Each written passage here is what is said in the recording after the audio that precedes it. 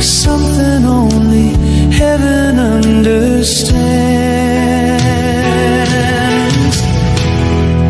I kept your love in secret, like a prayer behind my tongue, like a flame inside a closed hand that kept burning through the cold. I kept your love in secret,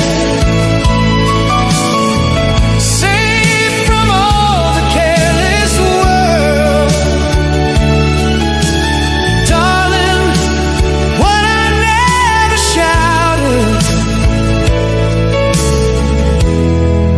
was the deepest thing I